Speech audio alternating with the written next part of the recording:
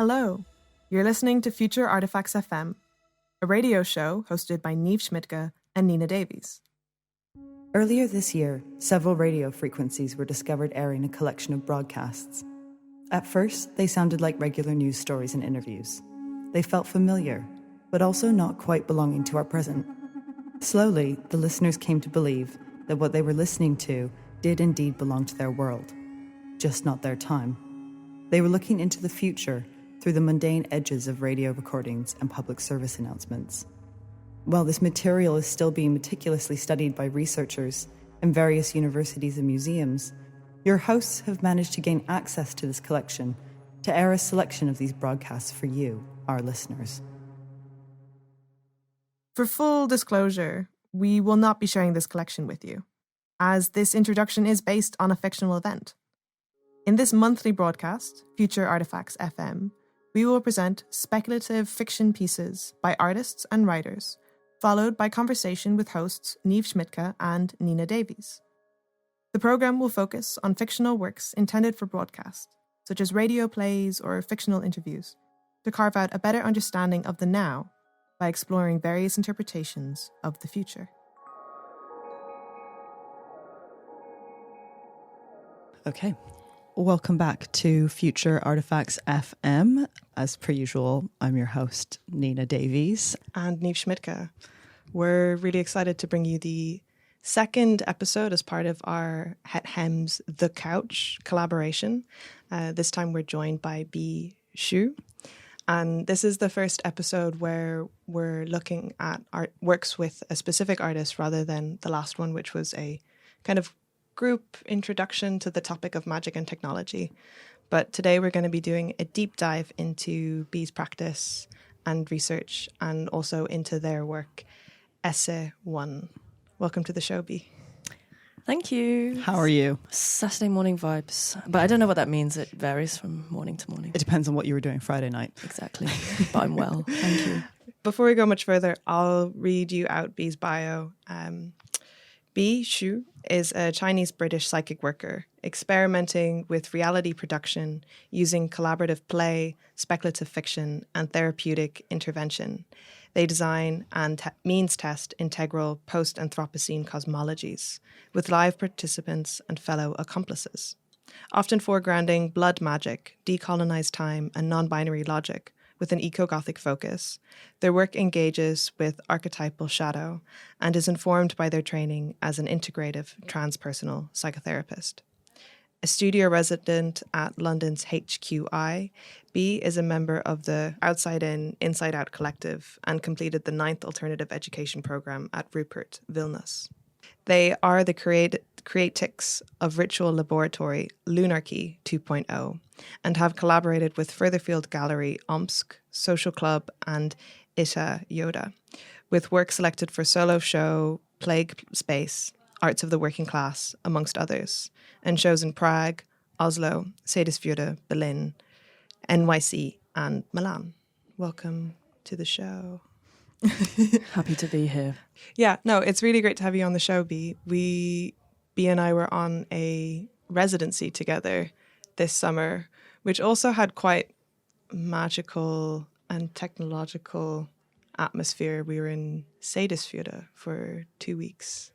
When was the first time that you two met? On a Zoom call. Oh, like okay. 2 years ago. Okay. Yeah, it was a remote partnership before it became materialized. And so we're going to talk about it a bit, but you two were originally meant to go on am I right in saying the Trans-Siberian Railway residency? Yeah. It's kind of interesting on a radio show about speculative fiction because we spent about 2 years speculating about a train journey across Russia and Siberia, and then quite literally went on a ferry journey to a country with no trains. Complete turn of a narrative and speculative fiction that did not come to be. But you did go. No, you didn't go to Siberia in the end. But no. this work is kind of in some way, kind of linked in some way to your thinking about. I guess we'll get around to it later once we listen to the work. But was this a project that you were envisaging working on during this residency? Yeah. The genesis idea for what became EsságYn came about during the development and discussion process of the residency that Niamh and I didn't go to Russia for. Great. The work is around 7 minutes. Bea, before we listen to it, do you have anything that you want to say about the work before? Yeah, I mean, the work was created as a site-specific work, and you could even say temporal-specific work in a sort of national park setting, particularly going through a sort of like landscape that's called the Devil's Canyon in Saxony. And ideally, you'd be there listening to it just as you're about to descend into the Teufelsschluchte. And ideally, on the other end of listening to this track, you'd then be sort of confronted with the other component of the entire work, which is called EssäɁ. And it's a sort of sculpture, but which inhabits the fiction as a ritualistic artifact. And obviously, you don't have those available to you when you're listening to it. So perhaps be in an open space, be in a position where you might have access to touching sort of physical surroundings of a sort of organic nature, and just be ready to sort of conjure up images intuitively based on what you hear as the track goes on. Before Moving onwards into the work and to the rest of the episode, there are themes of death and suicide within the work and within that might come up in the conversation. If these themes are uncomfortable for you, we'll see you next time. And here we go.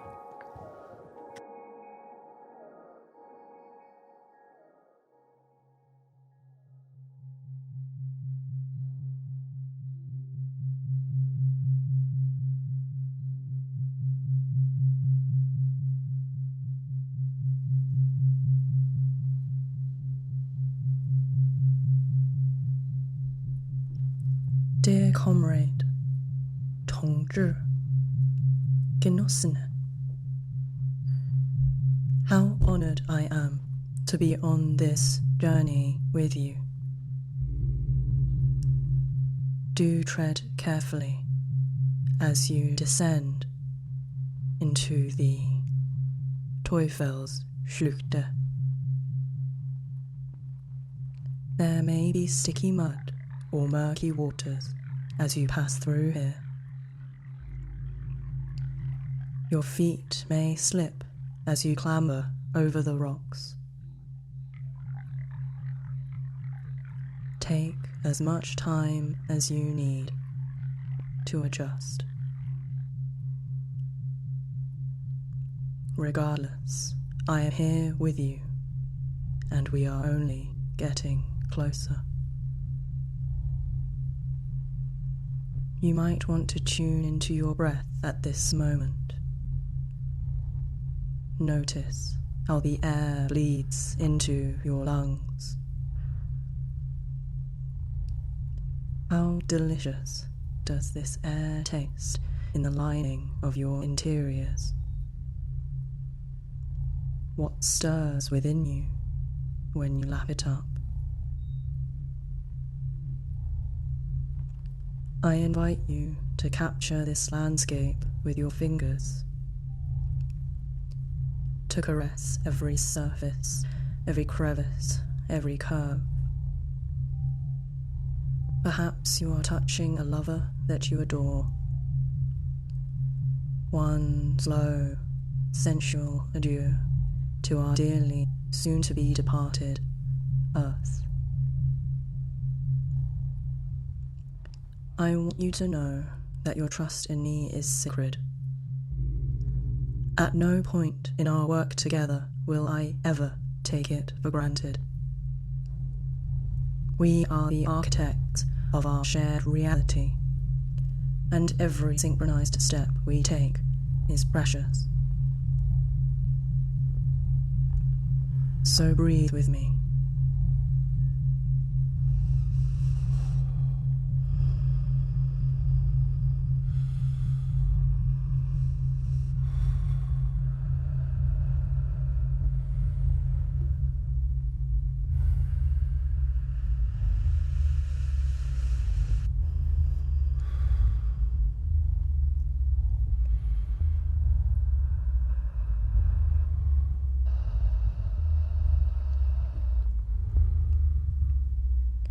Tune into the soles of your feet at this moment. Attune to the sensation of their contact with the floor. See how subtly your awareness can play out to any pressure points, any textures, your sense of balance and wholeness. There may be darkness in this canyon. Indeed, darkness has already pervaded us. But the thread of light that connects us will pull us into the realm of spirit. Chill and damp. I feel it too right now. But once we cross the threshold together, all our interminable sufferings will fall away like soft, crumbling moss on a windy hill.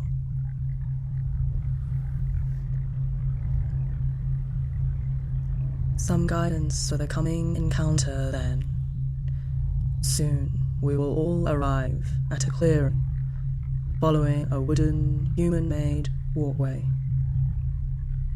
Follow your eye line up and around the knotted black roots extending towards the forest. I will lead us, as promised, to the portal. A small, delicate thing curled up at the apex of a triangle, the crotch of a tree just yonder. Yes, it was anthrax that claimed it, and at this juncture it will be anthrax that envelops us in its arms with the care and comfort of a parent our inner children long for. When the moment is right, I will take my position by the portal. Watch my gestures and actions as a demonstration of what each of us will perform, one by one. First, I will breathe deeply. Welcome the dormant spores into my lungs. Let them bleed, and bleed deliciously. Then I will caress the bones, stroke the fissures with the tenderness of a god-struck pilgrim. Finally, I will eat of the leaf that grows from the blessed soil, or else feed on another small token of that sacred plant material. After I move to one side, you are encouraged to follow my lead. Rest your weary limbs on the log stood before the portal.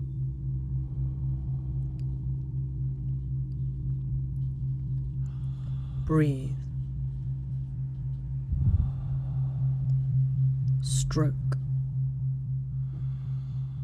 Feed.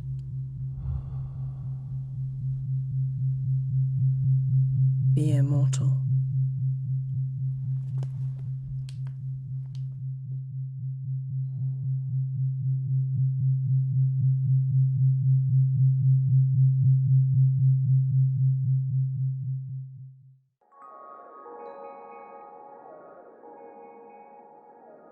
Cool. Welcome back. We hope you really enjoyed EssäÄ-1. And now we're joined with Bea. We're going to be going into the work a bit more deeply. And as we mentioned, kind of giving a trigger warning before, there may be some questions which deal with death or with suicide to give you an advance notice of that. So please feel free to turn off now if that's something you don't want to listen to. So, cool. Many of your works act or exist in a post-anthropocentric world. For example, here we're in a deathly future at the perils of anthrax. What interested you about making a ritual about this kind of future? Like, maybe you can elaborate a bit around where your interest in anthrax started? Yeah, so I mean, this is happening in a speculative future fiction or fictional future where there's a lot of sort of assumptions that we're making that I have extrapolated out on and sort of bolted together in an almost sort of like Frankenstein type way. And in this future, I'm sort of assuming that migratory patterns of grazing mammals have been influenced by climate change, whilst at the same time, an actual thing that's happening in the world already is that anthrax is thawing from the Siberian permafrost. And that anthrax has basically travelled via these altered migratory patterns sort of westward into East Germany. It's a pure sci-fi sort of setup, really, that has been brought about by my own morbid fascination with the phenomenon of soil anthrax reactivating. Now, this is something I found out about back in like 2013, 2014. It was part of my sort of awakening to just how quickly the perils of climate catastrophe are going to be hitting us all in our lifetimes. And it's a very sort of potent image. The anthrax is reactivating or resurrecting, if you like, with the sort of re-emergence and thawing of its carcass hosts in the tundra, like the living dead, if you like. And it's continuing to sort of infect new living hosts that graze on the grasses in those areas. And like I had this association with the pathogen being used as a modern bioweapon in, recent past. And also this kind of like general sense I had almost in the periphery of my mind about there being this like thrash metal band called Anthrax as well. So it's a very metal image. Even though I'm not that much of a metal listener, there's a real aesthetic to it that felt morbidly appealing, as I say. And the CDC, the Centre for Centre for Disease Control, regards the bacteria that causes anthrax to be one of the most likely agents to be used in a biological attack. And like going into that research, so much more came up, right? So I learned that anthrax actually promotes plant growth in inoculated soil. And field studies have shown that grass can grow up to 45% taller when it's actually infected with it, becomes more drought tolerant, becomes more luscious, all of which is to basically attract more mammals to come and graze on it and get infected, continue that cycle of inoculation. So sort of ritualistically speaking, if you like, it just strikes me that there's a sort of like toxic symbiosis that happens between the pathogen and the sort of grasses, and it's almost this sort of devouring mother archetype, which I think has a rich history in various sort of like spiritual traditions. I mean, it's almost like a distorted Gaia image, actually. And, in this fiction, this mother archetype becomes instrumentalized opportunistically by the Essa death cult to basically implement their own agenda. Okay. When you describe it as being like a Gaia, can you maybe expand on that a bit more? For sure. I think Gaia is a well-used image to represent like Mother Earth. It's not necessarily an image I really use very much in my engagement with nature connection or eco-anxieties or anything like that. But I think there's something about this image. I don't know, if we go into this idea of Earth more generally and break it down into all these different sort of elemental components, I guess I see human rituals as primarily responses to the environments of their time. And when we're looking at like utilizing elemental magic, this sort of distorted or devouring mother archetype can bring out a darker, more sort of eco-gothic approach or lens to engaging with Earth in peril. So here with Anthrax, we're thinking about the sort of monstrosity of an anthropomorphized sentience or essence that I've attributed to this pathogen. It's more than human at the end of the day, and we can never truly understand its consciousness. But here, through the process of ritual, which is obviously a very human engagement, we've had to anthropomorphize it in order to imbue it with certain characteristics that can be engaged with magically or even as a tool for, human ends or human nefarious purposes.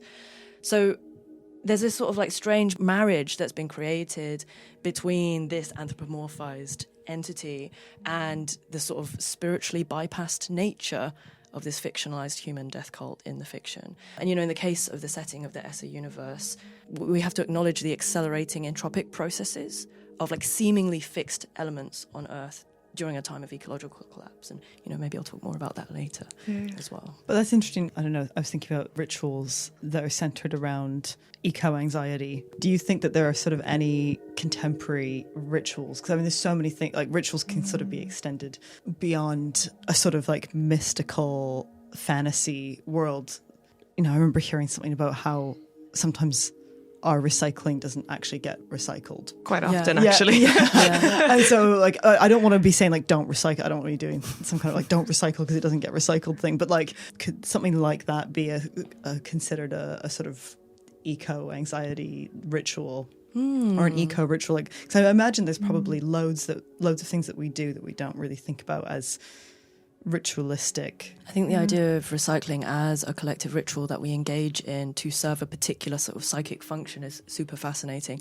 I have a tendency to agree with you about like how little efficacy there might really be when it comes to like solving some of the bigger problems, but I won't go down that route either. Suffice to say, it's almost like recycling is a sort of like cleansing and purging ritual that I believe has a heritage in sort of like almost like a classical times. This idea that if there is a taboo that is held within a community or society structure, the thing that you can do to repent or absolve yourself from having anything to do with it is to go through a series of repetitive movements that are socially sanctioned to symbolically absolve you of the actual thing. So with recycling, it feels like a very surface level reaction that obviously is to do with how we manage waste. That I think is probably more to do with wanting to turn away from some of the deeper, darker and less obviously resolvable issues when it comes to ecological breakdown than anything else. Because recycling can become an industry that people can be paid to do, whereas reducing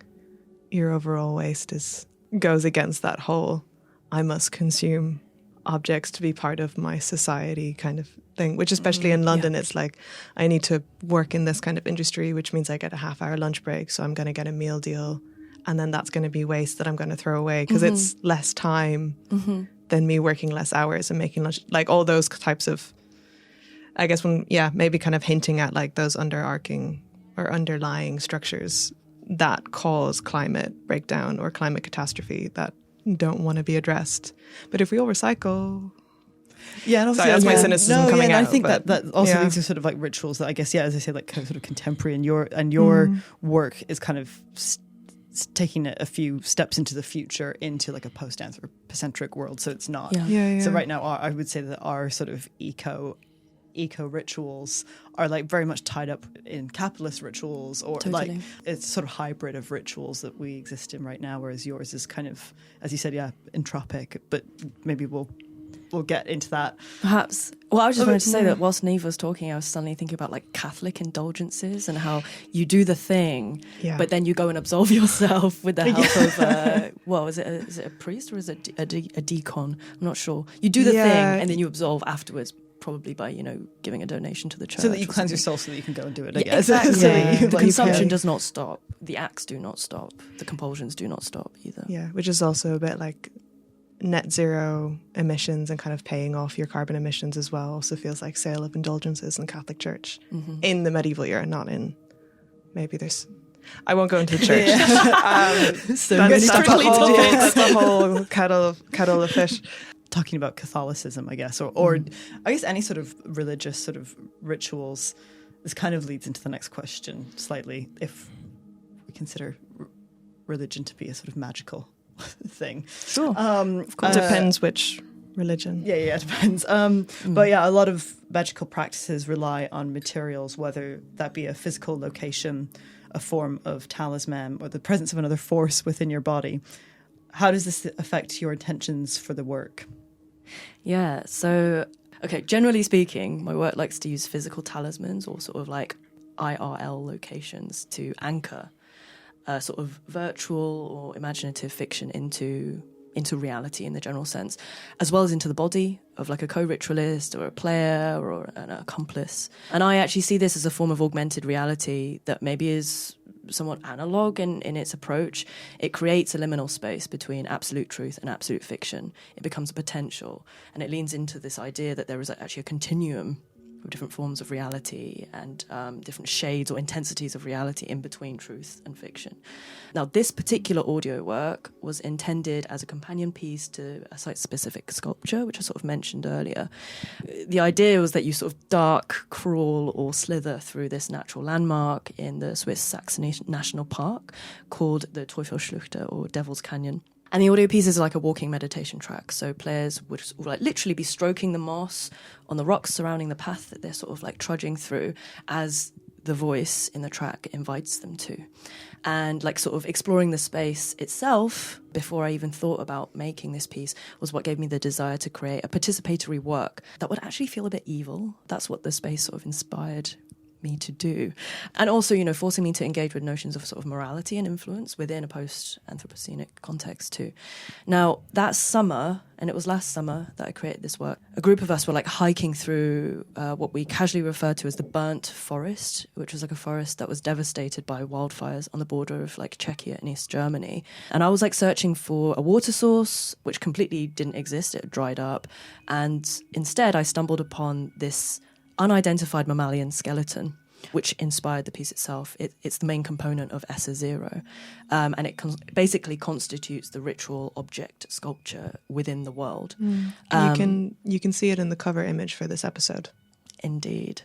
And then like thinking about some of these sort of like elemental components that I've already flagged, you know, with like the burnt forest, the charred forest, and the sort of evaporated water, I think there is this elemental magic and alchemical notion to how this piece functions magically. Because, you know, underlying the sort of physical engagement I had that inspired the piece with the water and the wood, we also have this image of a thawed earth, you know, the melting permafrost, from a sort of piece of science journalism that I'd picked up years and years before, which then created this idea of wanting to think about a speculative migratory pattern for this mammalian skeleton. And then even underneath all of that, you've got this notion of a deep time alchemical process where compacted sunlight as a sort of fire elemental, if you like, then gets combusted again as fossil fuels. And obviously that's the sort of bigger, deeper theme that this entire work is predicated upon. So this sort of like, there's a speculative theory that originally came out of the Cybernetic Culture Research Unit, or CCRU. It's called plutonics, or the theory of geotrauma. More recently, like Reza Negarestari has written about it. And it basically like connects the present traumas of the human body with ancient like planetary collisions that formed the Earth, delineating all the way back to then, actually. And, you know, obviously over eons, terrestrial surfaces gradually cooled when all of this collisionary stuff settled down. But there still remained like a molten core at the center of the Earth, which has been sort of poetically described as being even hotter than the sun. And then trauma is then sort of reframed as this impersonal, ancient, sort of iron-based phenomenon. And obviously there's a sort of metal element there, according to Taoism as well, which can be accessed through regression, but regression being this like deeper pummeling into the Earth to get further and further in deep time to like our ancient ancestral past. So I don't know, I mean, this is like a very sort of evocative image for me. It's something that I'm still working through now, in a theoretical basis, but I'm thinking about the reemergence of a more than human pathogen in the form of anthrax, almost representing a sort of like reenactment of something chthonic and traumatic within the record of more than human consciousness. You could think about it even in sort of Freudian terms as being a repetitive compulsion, but like on a planetary scale. I'm thinking about how anthrax can be dated back by the CDC to like 700 BC, to Egypt and Mesopotamia, and this idea that it was actually the thing that was responsible for the 5th biblical plague of Egypt, the one that killed off all the cattle. Jeez. So yeah, obvious apocalyptic associations there. Yeah. Well, even as you talk about this deep time relationship of geotrauma in a way, so thinking back to the first humans, I recently heard this fact that said apparently in physics they've shown that particles have memories, right, and that every single particle that is within us was also within the original Big Bang that caused the creation of the planet. So it's even, there's also this tracing or this memory that extraplanetary. I guess because I've been doing a lot of research into like the timeline of the planet, these like 4.6 billion years ish that the planet's been going, and thinking about our relationship through time, through deep time, but then also, these biblical scale extinctions as well, which is also interesting in the present day because you have things like the extinction of massive amount of insect and bug populations. Yeah. Which right now is like, oh, you don't see a lot of bugs. Like the other day I spent 5 minutes looking at a centipede because I haven't seen one in like 5 years. Thinking about how this idea of a future where you have this dying off because of anthrax, there's actually these forms of dying off happening already. It's just not necessarily to humans, but to other species within the planet. Or let's say it's not to humans in like Europe and like the Western world. It's more so to humans in regions that are more affected by climate crises, like Pakistan, for example. I'm kind of thinking that I want to add to that as well, thinking about scale of life, scale of consciousness. I think there's a sort of esoteric dimension to geotrauma too, in that if we really think about like our heritage as being planetary, it actually gives a lot of credence to a lot of, I'd say, like magical traditions that align deities with planetary bodies. And, you know, astrology is going to be one of them, but also, you know, classical canons of gods and goddesses and godexes, everything in between. Again, it's that anthropomorphizing thing, which is, I think, there's a tension for me about how useful that is as a obligatory magical framework, or to what extent actually taking away that like tendency to anthropomorphize could actually be beneficial for new forms of magical practice in future. This is an interesting different because Neva also uses anthropomorphization, if that's a word, within your work. But obviously, I mean, you do it very knowingly. Not that we want to kind of sidetrack and talk about Neve's work, but I think it's interesting to kind of have two perspectives in here. Well, I think also ding ding. I'm on both sides. I don't want to be in a conflict. No, but I think there's a lot of what you're saying as well in terms of pigeonholing perspectives of the environment through the voice of a human, or the perspective of kind of us as people, rather than the environment speaking for itself, or like also maybe not needing to speak, just being allowed to exist. Like we don't necessarily, if it doesn't want to communicate with us, that's fine, that doesn't mean that we don't need to respect or engage or care or be engage in reciprocity or all those good things. Or try to understand communication in all of its various forms. Yeah. In Catherine Hales's book, Unthought, she talks about like different levels of cognition. So there's like the conscious mind and the cognitive non-conscious. And then there was a third one, which I can't remember what it was called, but it's like she basically talks about like how rocks think and how mountains think, or how they process information. And because she talks about how thinking is a way of processing information, but that's what thinking is. And she has this great phrase of thinking not of it as being human and non-human, but like cognitive and non-cognitive. So it's not about consciousness, which is like quite linked to kind of how a human brain will work, but more so linked to this idea of cognition. So like how a plant might lean a certain way to grow towards the sun, as being the same as how, we might live in a certain place because it's close to our community. Almost. Well, it's like that thing of like the plant feels the sun on one side of it. And that's like that's a way of thinking. So it processes it here and then it moves it. I wanted to bring it back to the original question a bit, because we've been talking a lot about materiality, and I guess that question around also how you often use talismans or quite site-specific locations. Even when we were both in Seyðisfjörður, you had a performance that was in this lake that was timed to the tides, that was timed to the certain meridian within the body, and so forth. And it was very much about being present in that location at that time with you. Yeah. And this is a very different scenario, and it's something that we also pose to Maya, who's kind of the digital curator for the couch at large.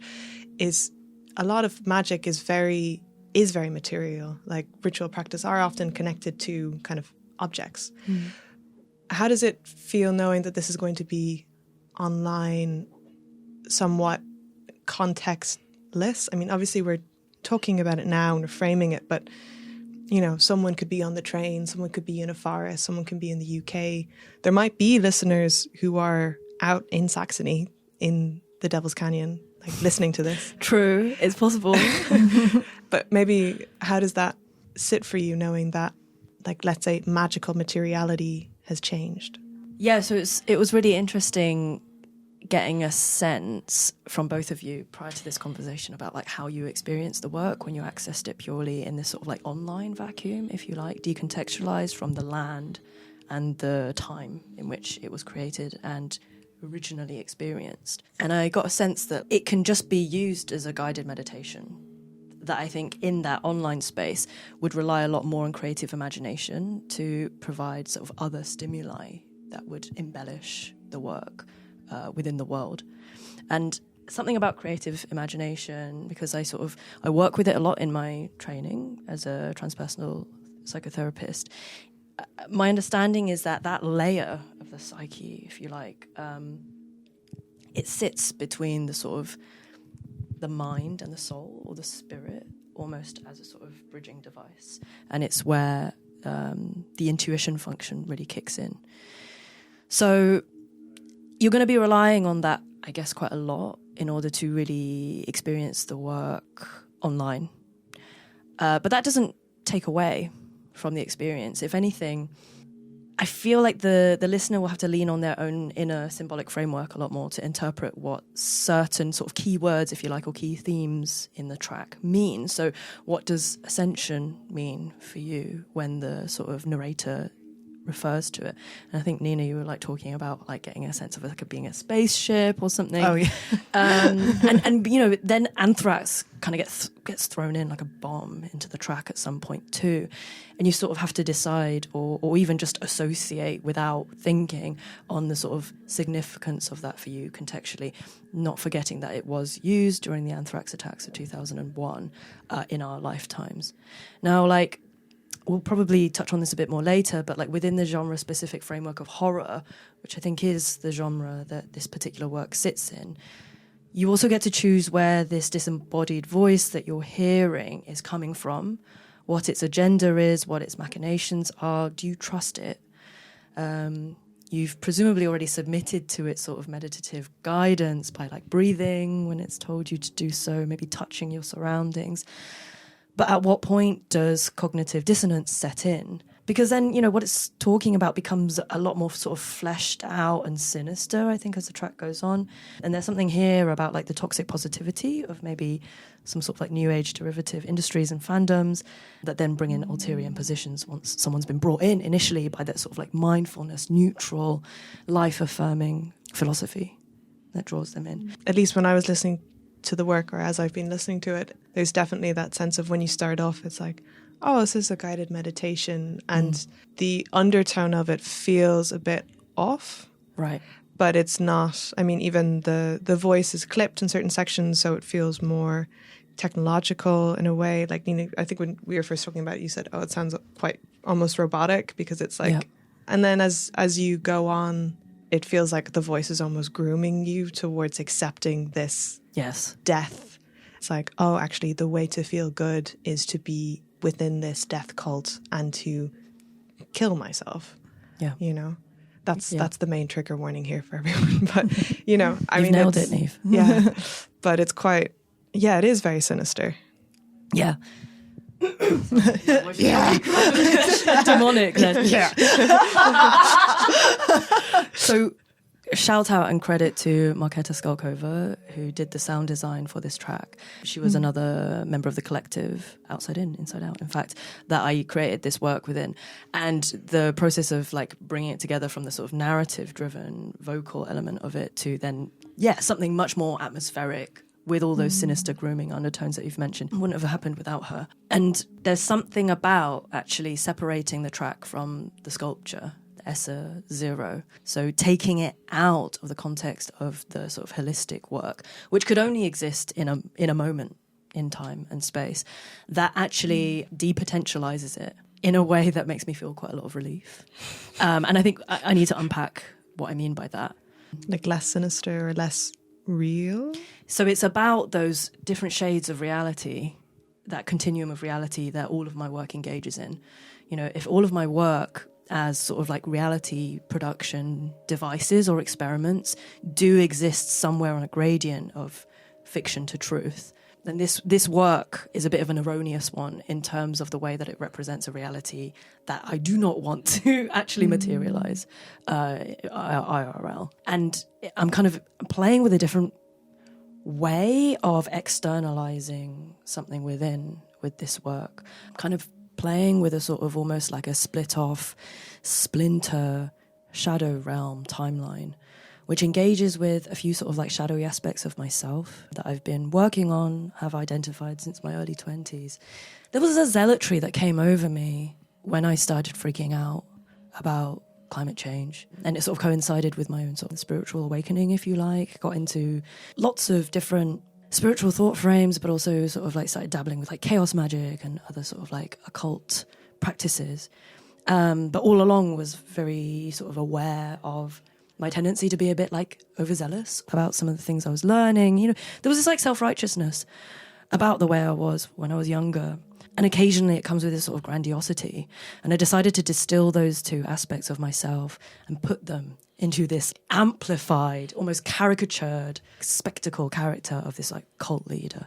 The idea being that I would then sort of like confront these shadowy aspects by being able to see them, play with them, I suppose embody it within this quasi-LARP structure and see how its persona, its machinations would play out with, an audience of gathered participants who weren't necessarily warned beforehand that this was going to be the play that they were like enticed, seduced, groomed to come into.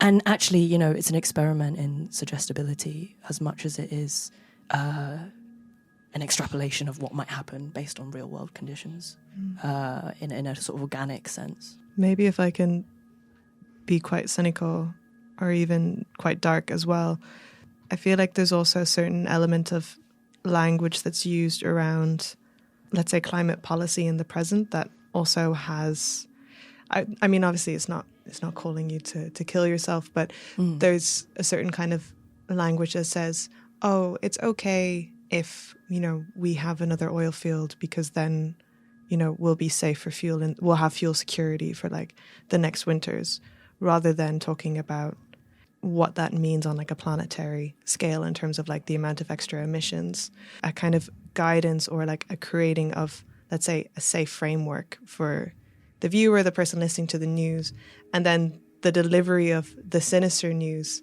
is delivered in the same sympathetic tone.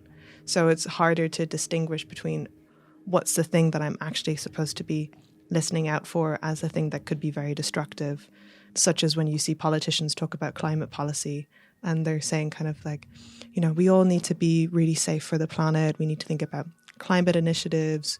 We need to reduce, reuse, recycle, all these types of things.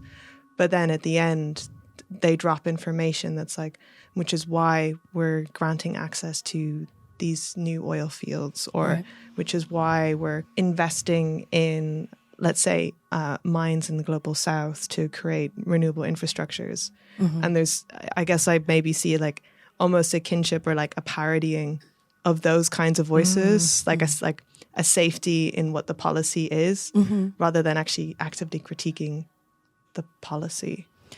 Could this be a sort of observation about the increased dissociation between content and tone in a lot of public broadcasts or, you know, policy announcements? Well, I'm thinking even the amount of politicians that have intense amounts of public speaking training to deliver their messages as well. And also even your own training as a transpersonal psychotherapist as well. That kind of, you know, how do you create that safe space for someone to kind of talk about what's troubling them as well? And like using the skill set within the work. And also, I would say that you could extend that to even any kind of like legal language, contracts that are meant to kind of present some sort of, maybe not in this exact example, but like policy language, which might be like legal language. It means that it has to have met a certain standard that has been agreed upon Does that make sense? Yeah, like very casually being like, oh, we know we agree to these climate initiatives, but actually we're not doing them. But it's all said in the same tone, so you don't pick up on what actually the sinister part is, which I guess maybe as I was listening to your work on the way in this morning, I was thinking about more so about this sense of being groomed into thinking, oh no, this is good, this feels okay, I'm just going to go with this, I'm going to be one of the sheep following the other sheep and so forth. I mean, maybe I know from speaking to Marketa that the sort of like clipped, slightly robotic edge to the way that she edited my voice wasn't necessarily like intentionally created to have this effect, but you could go out on a limb and say that there's almost a sort of like bureaucratical tone to the voice that, you know, makes it sound more like something that was artificially created to influence people. You know, I've heard about like a lot of politicians in this country getting like neurolinguistic programming training and things like that. I don't know if that's actually real or not. Don't quote me on that. But yeah, observations have been made, let's say, between like the way that they speak in public, even like their body language and things like that. The work in Ritual was created from an anxiety around accelerating post-truthism and New Age ideologies. And in your words, a climate devastation. I don't know why I said in your words. Obviously, we are experiencing, that makes it sound like in your words, a climate devastation. As if. Basically, I was wondering whether you could expand a little bit more on this anxiety on the sort of post-truthism and what role you think technology plays in this acceleration. Just because also that the voice kind of, for me, it sounded so digital. Yeah. And I think about deep fakes. Right. And, yeah. I really like that interpretation. You know, maybe I'll bring it into the lore of the fiction. Yeah. Well, you know, the lore of the fiction as it stands is that, in essence, the members of this death cult they're folks that want to escape their material reality. And it is very devastating. Like, it's not clearly prescribed how many years in the future this whole thing is happening. But if it's post-Anthropocenic, then it's going to be quite far. I would refer to these folks as passive extinctionists in the way they have processed and decided to sort of handle their reality. It's almost like a sort of new age spin on prepper culture, but taking place in a time where it's far too late to actually prep, and presumably like the real preppers are already several decades underground in their bunkers. The really, really crucial point within all of this is that these folks are spiritually bypassing or have spiritually bypassed. And this is something that happens when an individual is very dissociated, but sort of super activated and almost like manic from certain like magical delusions or otherwise. And this is actually something I've experienced before, not so long ago. It's an amazing feeling. It's very sort of euphoric, and you could look at it through a sort of alchemical framework as well, where you've undergone certain stages of like spiritual purification. And this happens on a day-to-day level, by the way. It's not something that you have to be like super, like initiated in any sort of like occult practice to do. It can just happen without you realizing that it's happening to you. You manage to get to a state where you have access to some sort of spiritual transcendence, but there's a sort of crash on the other side of it, which feels soul-destroying because you haven't managed to complete the alchemical cycle of actually bringing all of that wisdom back to the earth, back to your community, back into an embodied state of being. You just keep on dissociating further and further and further until actually you enter the realm of fantasy. And sort of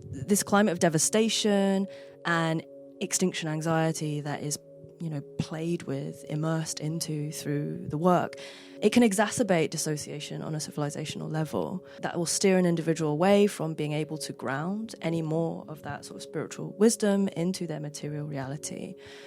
And yeah, I mean, we've seen this kind of stuff play out in pretty well-known death cults over the past few decades, like, I don't know, Heaven's Gate, Solar Temple, and also like Jonestown as well. There will be these sort of mass suicide events that are often designed to trigger some sort of ascendance into another planetary realm. But obviously there are so many more human machinations and power plays that completely pollute something that would... I mean, I'm not even saying there's something... The sort of ascendance itself is like a pure thing. But it's like super complicated. But like, I think spiritual bypassing often also becomes like a mask for much more human, much more sort of basic needs, desires, and manipulations that can happen, you know, under the cover of something that feels very sort of transcendent. I think in relation to the technology question, it's a truism now that reality prisms that exist between people or within an individual's mind have become much more diverse, fragmented and atomized than ever before, with the sort of divestment of trust and engagement from mainstream media platforms. And this allows fiction to extrapolate. Well, this fiction extrapolates that phenomenon even further. I think communicative capitalism especially has already put us into a sort of era of acceleration and greater dissociation from our bodies. And I don't really have, I don't have an answer to that. I mean, you could argue that in some way, accepting that as a sort of baseline reality can somehow free us to, I don't know, work with the mediums, work with the forms, to, I don't know, engage with the horror. I'm not sure. I mean, but like, what is the definition of technology as well? Because in EssäÄ, anthrax is used as a technology, and anthrax also uses like human meaning making as a technology to safeguard itself. You know, followers of the EssäÄ cult, they do receive their instructions via their devices, but I would say, like, in creating the piece, the sort of medium was incidental. It was quite a DIY piece of work. I think most of my works are, to be fair, just like work with what I've got. So I've kind of left it in a slightly, in fact, very, very ambiguous realm to what extent the voice that you're hearing through listening to the meditation track is literally something that's been downloaded from another place, whether there is this sort of like digital ontological dimension to the cult leader, or whether some like many, I don't know, refractions and iterations of that voice have already happened, disruptions even, before it gets to the voice of the follower. As you're speaking, I mean, you know, we used to speak about this a lot when we first started the show, but I guess it's sort of tailored off, but this idea of the present day being something that's so riddled by the lack of being able to trust the media or the politicians around you or so on, and fiction almost becoming a truer way of engaging with the world because it's stating itself almost. It's like, this is a fiction. It's stating itself, so it's almost like, oh, like hiding in plain sight, kind of. Yeah, like there's not the same maybe like cynicism or questioning of like, oh, is this actually truthful? Where's the trick? And so forth. And even I think, okay, we've spoken a lot about this sense of grooming in the voice, the kind of switch in the voice, the guidance, the calming nature, also the undertone made by Marketa, all of those things. But I think by sheer virtue of us also, let's say, housing it in an online space, showing it through this radio show, which is all about fiction, it's almost like, yeah, it reveals itself as a space to talk about all of these things rather than the trickery, which is often like the media that we're surrounded by today. Like if someone maybe just tunes in and just hears the piece and then goes off, maybe it's like, okay. But I guess I'm wondering, in terms of, I wonder how they'll process what they're listening to, if it's on its own without any context in terms of, without maybe knowing any German or like knowing the title or, you know, all these types of questions. I guess it's more of like a statement than a question, but thinking about how this relates to that post-truth in the way in which it reveals itself as being post-truth, in the way in which you talk about what that means in this work. If it's more of a signifier of it than a... I need a few moments to think about it. Well, yeah, I think there's something pretty meta about it because it's like a meditation kind of already... It depends on who you're talking to here. I'm gonna say it, but like I would say meditation takes you to like a semi-fictional space. I don't want to say it's not real, but it takes you to somewhere that's like outside of your body. And then so to kind of to have this meditation, to kind of have like a fictional simulated meditation, it's like, is this meditation taking you to a real fictional space or a fictional space? Right, I'm with you now. So it's, I think maybe this is slightly confusing, but where on the continuum does it lie? Yeah. hey, maybe the answer to that question really depends on who you are Yeah. as a listener, where you position yourself in relation to the terror of extinction. That I'm going to say all of us are registering, either consciously or not. You know, there's this whole growing field of psychotherapy called eco-psychotherapy, which does engage with the notion of this sort of terror that we are all feeling. You know, you could say even geotraumatically as extensions of the sort of planetary surface, the planetary body. And yeah, maybe how real or fictional or fictional the work feels, it's gonna latch on to the world of associations that you have when you're thinking about, well, mass suicide, which you could also think about as being an extinction event. But, you know, again, just different scales of it. Maybe that's the best response I can give to that question. You mentioned terror. We've spoken before about your interest in sort of terror and horror and how this work is a piece of horror for you.